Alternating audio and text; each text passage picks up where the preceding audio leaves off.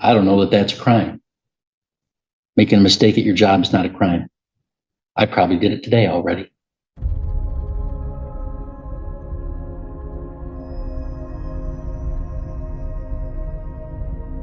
And Mr. Kukuski, we can call your case. Thank you, Your Honor. It will be Brittany Abbott.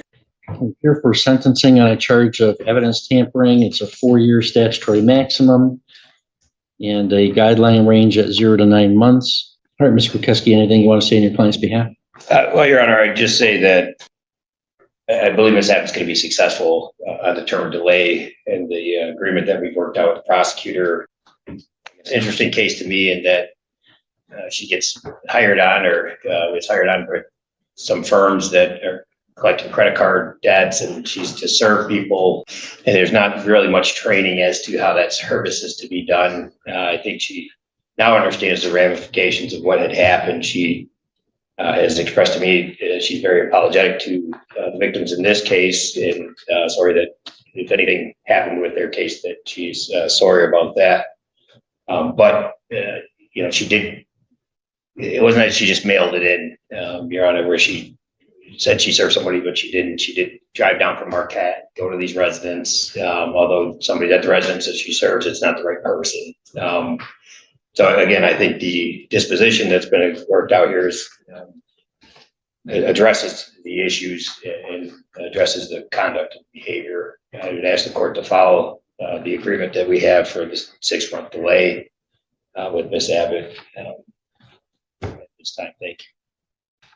Well, I mean, I wonder about those facts. She filed a proof of service with the court indicating that she had personally served the named people at an address and the location, and included a description of the person, including, it said for one of them, described his appearance, including having a missing ear. So that sure sounds like Miss Abbott. Right away, the judge is signaling that this case may be far more serious than the defense is portraying. While the attorney frames the situation as a misunderstanding involving poor training and company procedures, the court is focused on something else entirely: intent. If someone signs documents claiming they personally served individuals who were never actually served, that can strike at the heart of the legal process. The stakes here just became much higher than a simple workplace mistake.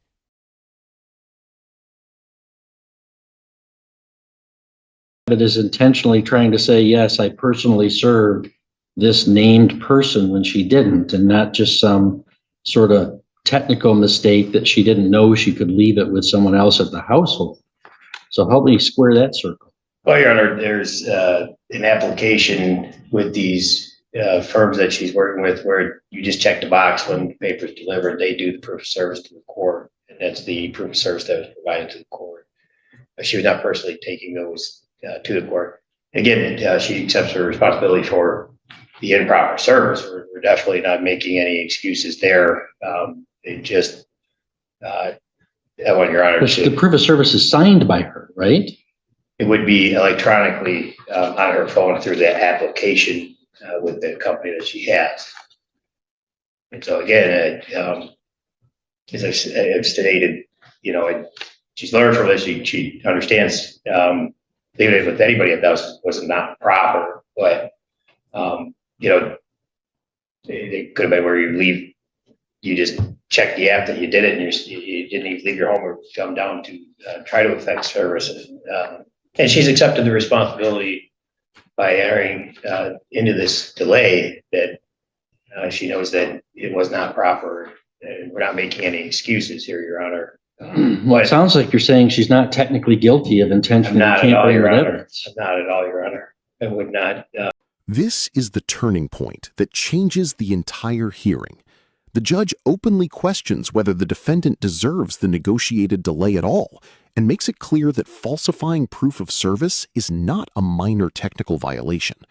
Notice how the courtroom dynamic shifts instantly from discussing leniency to discussing jail time. When a judge says, somebody that does that ought to go to jail, every defense strategy suddenly becomes far more difficult. Were you expecting the hearing to take this direction? Do that. I mean, I just wanted to- making a mistake about what the court rule requires is a different thing entirely from felony tampering with evidence. Well, and then I think the court is not hearing or is misunderstanding. I'm just trying to explain the circumstances or the facts around that, but I'm not making any excuses. The judge is drawing a very important legal distinction here. Negligence means making a mistake, but evidence tampering requires intentional conduct. By interrupting the defendant's apology, the court is essentially saying, don't minimize what you pleaded to. That moment reveals the central conflict in this case. The defense keeps describing poor judgment, while the court keeps returning to allegations of deliberate deception. Which interpretation do you think better matches the facts presented so far? Your Honor, I think it's important for the court to know the totality of the circumstances. That's all. Again, we've accepted the responsibility. We're totally going to comply with the delay period. Well, I'm wondering whether she should get a delay, honestly. So I'm wondering a process server that intentionally falsifies a proof of service with a court. That's what she's convicted of. Yeah. Somebody that does that, in my mind, ought to go to jail. So that's what I'm thinking about. Your Honor, I don't believe this is the case that would warrant that. I definitely understand the court's concern. I do. But I'm not trying to make any excuse for the client. No. All right, I can tell you there's no way I'm doing a delay. All right, Ms. Abbott, you don't have to make a statement today. Is there anything you want to say or no? Yes, I would like to sincerely apologize for being completely negligent.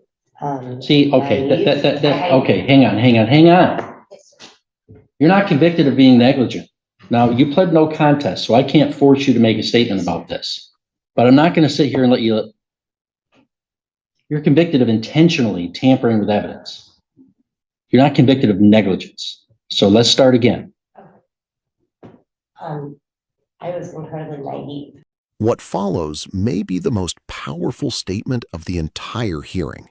The judge explains why false proof of service is such a serious offense, not because of paperwork, but because it can deny citizens their constitutional right to notice and an opportunity to be heard. This is no longer about a process server cutting corners. It's about trust in the justice system itself. Should crimes that undermine court procedures receive harsher punishment than standard nonviolent offenses? And I did not understand how to do my job at all. I didn't understand how to be a process server. So I just want to say something. All right, Ms. Goodrich, any recommendations from the people? Yes, Sharon, thank you. Here as stated, two victims had come forward on June 4th of 2025 to report perjury complaints stating that there was proof of service filed with the district court where they were not served. Fortunately, they both were able to prove that they were at work at the time. What's confusing about the explanation here today is that the explanation that the defendant is given is that she handed it to someone else, but that's not in the PSI description of the offense. And in fact, it says that neither of the people had cameras at their house to see if a process server was at their residence. So it'd be strange that nobody at their house would tell them, hey, I got this paperwork here today if somebody else was actually served. So I would guess that no person was served at either household based on those set of facts. The defendant is 36 years old. She has no prior felonies and one prior misdemeanor. Looks like she's part-time or sporadically employed and has a bachelor's degree. The guidelines are 0 to 9. The plea agreement was for the 6-month delay. The PSI accepts that with a focus on the services being for mental health treatment for the defendant, as well as using her positive family support system more so that she makes better decisions in the future. All right, thank you. Ms. Abbott, if you please stand for the first sentence. All right, Ms. Abbott, I don't buy a thing you're selling me today. You know, if what you're saying is true, at the end of what I'm going to tell you, you should withdraw your plea and go to trial and get acquitted. Because if what you're telling me is true, I don't know that that's a crime. Making a mistake at your job is not a crime. I probably did it today already.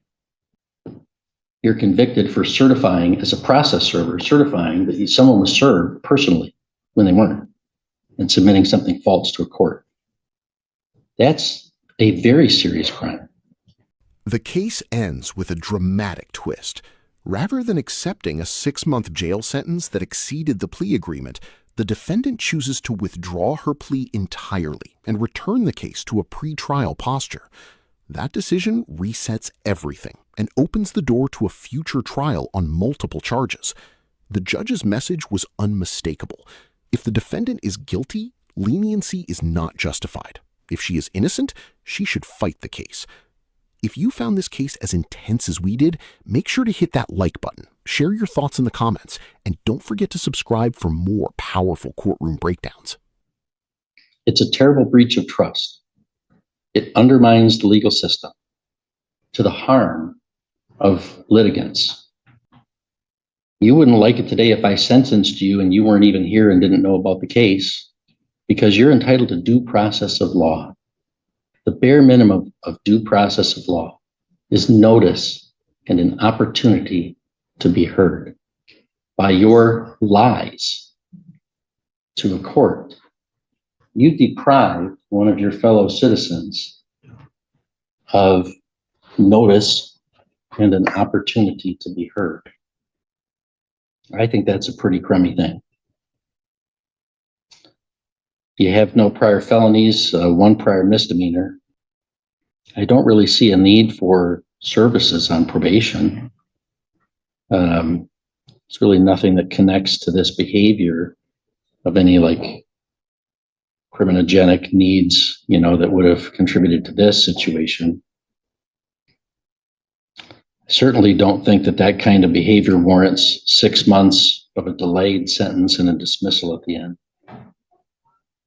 So again, either you're innocent and should go to trial, or if you're guilty, this would not be a just outcome. So it'd be my intention today to sentence you as follows. $68 in state cost, crime victims assessment of $130, court costs of $350, comply with DNA testing and pay a $60 fee, and serve 6 months in the Sheboygan County Jail with credit for 1 day previously served.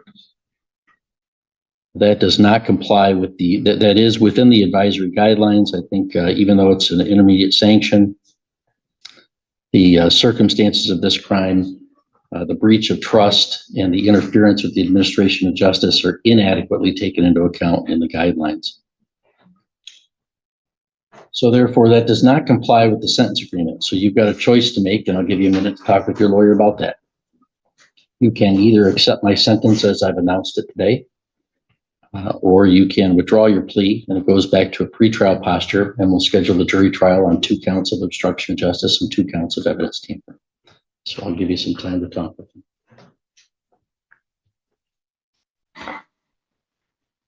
And yeah, if you'd like, I can pass the case, and I would just direct you to tell Ms. Abbott she may not leave the 2nd floor of this courtroom and this courthouse until we address the matter. Yeah. Yeah, but you can go out in the hallway and talk. Okay. All right, and I had announced a sentence beyond the terms of a sentence agreement and given her some time to talk with you about her options. Do you know how she wishes to proceed? Yeah, we would like to withdraw our plea at this time. Okay, Ms. Abbott, your plea will be withdrawn, bond will be continued, and we'll schedule this for a docket call for, well, let's schedule this for next Tuesday, June 9th. That's a problem. I can let the court or prosecutor know. Yeah, but don't wait for the mail. It's just next week. So I know the mail won't get to you. So next Tuesday, July 9th at 1:30, Miss Abbott, you can appear by video as you have previously. And we'll at that date schedule it for a trial if we need to.